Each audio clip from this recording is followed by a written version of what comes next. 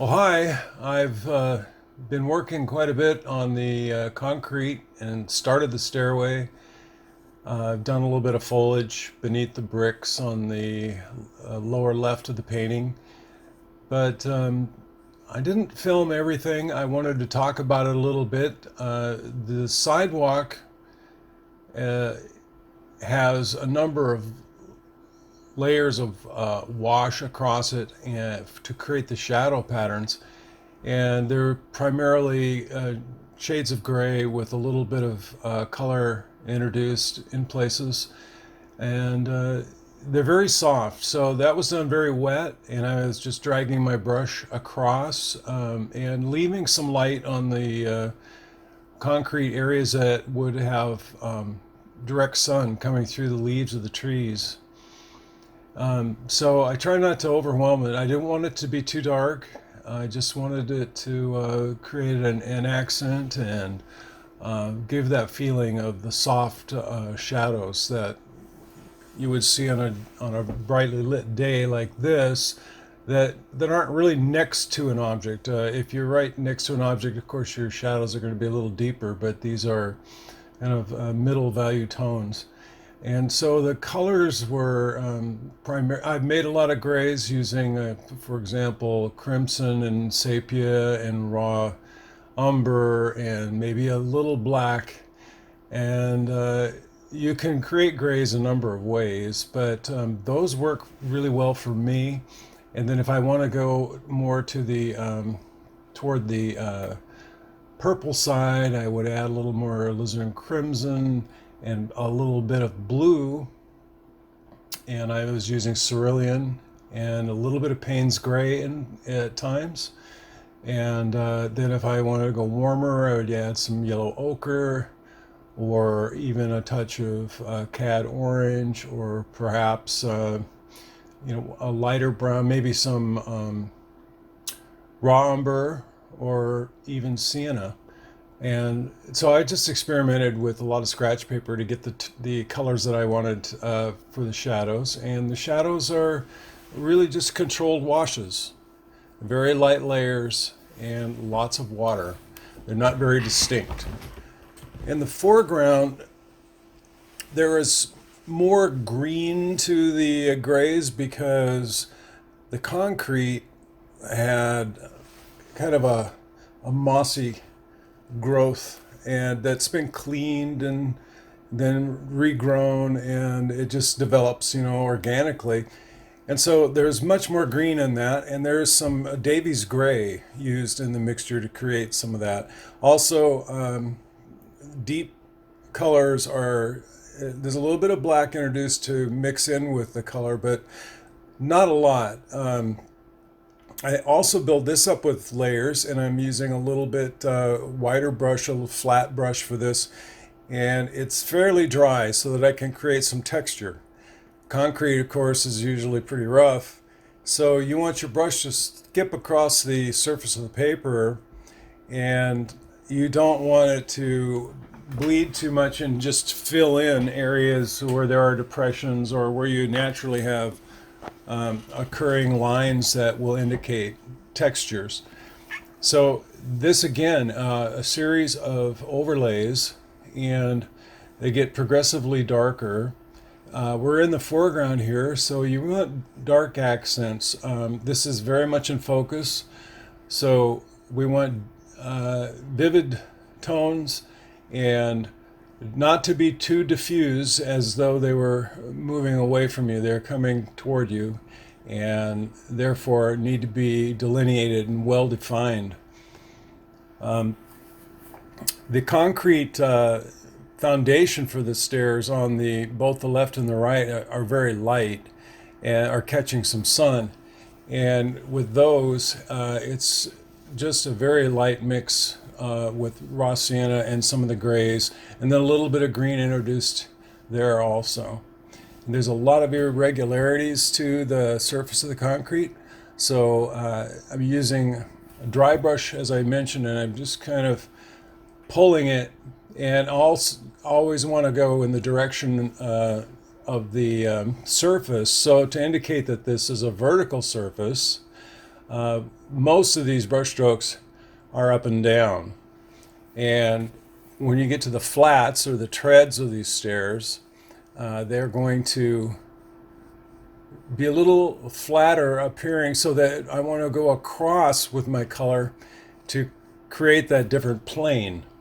So I'm going left to right on the treads and going vertically on the risers. The stairs are a little wonky, probably from the all of the roots of the trees and everything that have moved them around over the years.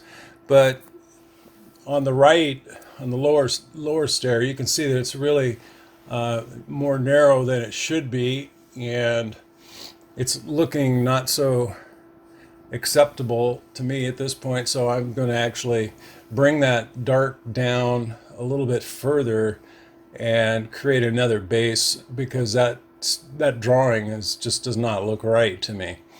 And so that'll be accomplished here once some of the darks are laid in to create the different plane. So the risers, of course, darker than the flat tread of the stairs. And these stairs were really quite long at the location, but I'm only showing the top. And then you move up the hill from here, past the gate and up the sidewalk. But I'll probably accelerate some of the video. I'm doing a good job of blocking out some of this painting with my hat, which I didn't anticipate, but hopefully you'll get the idea of how I laid in these layers of color to create the depth of color that I wanted for the shadows and the textures that occur on concrete. It's fairly rough, so we don't want to smooth everything out.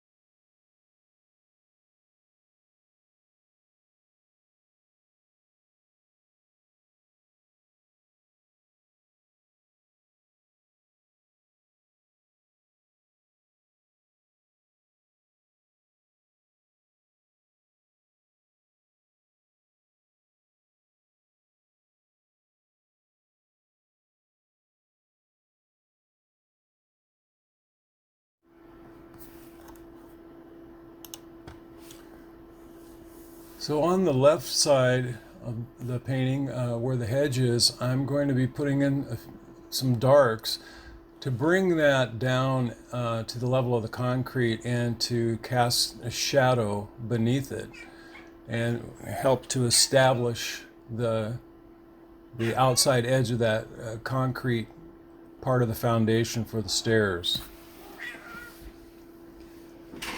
So there's some real deep, dark colors being introduced here to shadows of the leaves, and I'm just using a very small brush because I am also trying to paint shapes of leaves.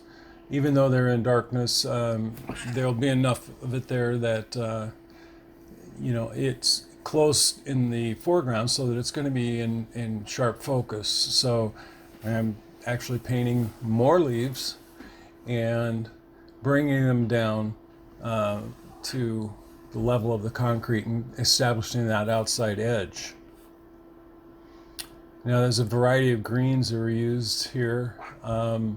Hookers green, olive green, sap green, with combinations of brown, and it creates a very dark mixture, which it would be down beneath the rest of the growth there, and there's really not any direct sun getting on it at all. So that's all going to be quite dark. And at this stage of the painting, I'm feeling pretty good because the end is in sight. The concrete is fun to do because you can kind of feel it. We've all seen it so much in our lives, and we know the textures. We've been up close and personal, sometimes by accident, and it's nice to paint some rough textures as I work through this. Having done so much detail, those types of textures just seem to occur more naturally, and they're kind of fun to put in. There's also some highlights left on the top of the stairs themselves, or the top edges of the stairs, as though they were scuff marks, which I believe there were. That's where everybody's walking. So those areas there's some light left on the top edge of the stairs. They would catch the most light, but they'd also have the most traffic, so they'd probably be scuffed and scraped. My cat really wants to get in this video. I have a couple of them here, and whenever I'm working, they have to be near, and they're very jealous of whatever it is I'm doing. They want to be a part. So if you hear a cat meow, he has a big mouth. He wants to be heard. So there, it's getting darker and darker beneath those leaves. And that portion of the painting is nearly complete. I'll probably accelerate here again and show the video in a little faster motion, but you can see the process. Just picking out your leaf shapes and then going behind them with some very dark values to create those shadows.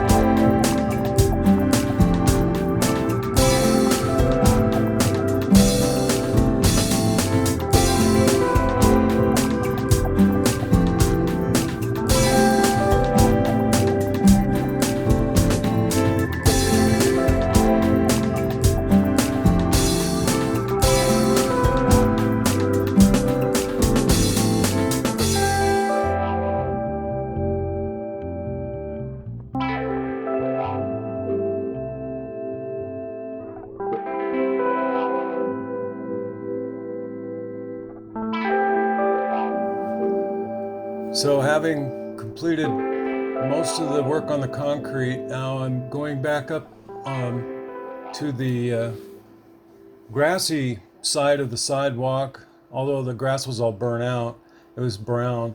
Uh, and I'm adding in the shadows, it's actually an inspection panel for, I believe, power company. And you know that typical green. Well, I've added a little cobalt green to my mix to get that color, and it'll be pretty subdued. It's just going to be a suggestion of that color because I don't think I use it anywhere else in the painting, and I really don't want to draw a whole lot of attention to that one aspect.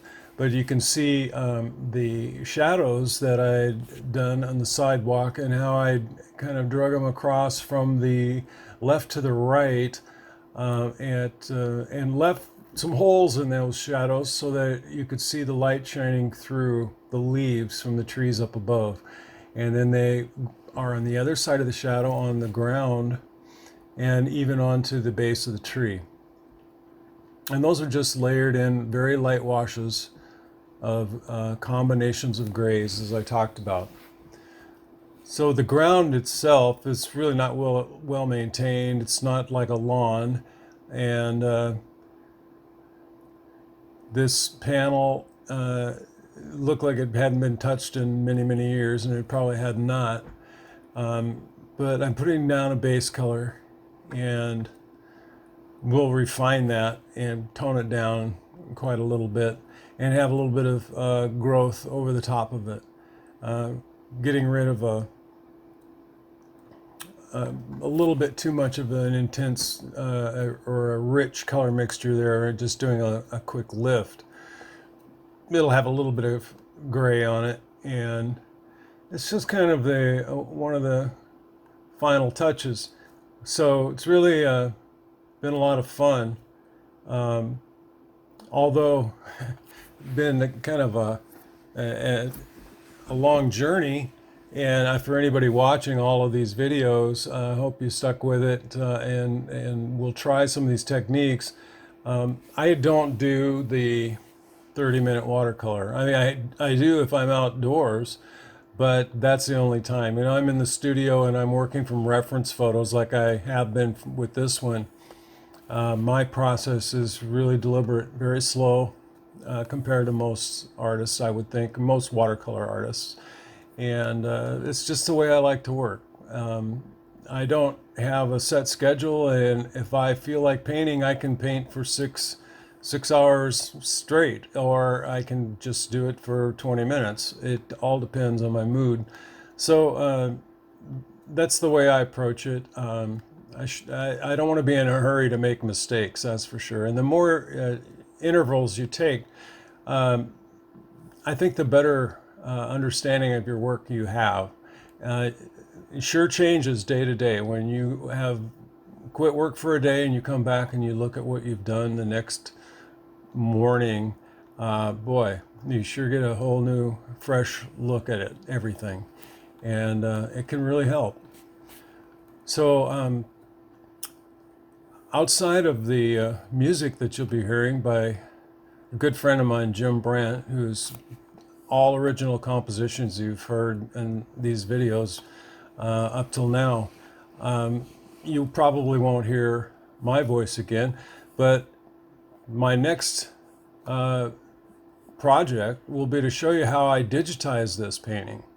I'm going to go through the steps that are involved in getting a good digital file to work from so that you can make prints from this original. And I think you'll be interested in that. There are many ways people do it, but I'm kind of old-fashioned. I go with the film method and work with film and then scanning, as opposed to just going directly to a drum scanner. And it's something anyone can do. You don't have to be a photographer. But it's kind of fun. The process is interesting. So I hope you'll tune in for that one, which will be my next posting on YouTube. And Thanks for hanging in there with me.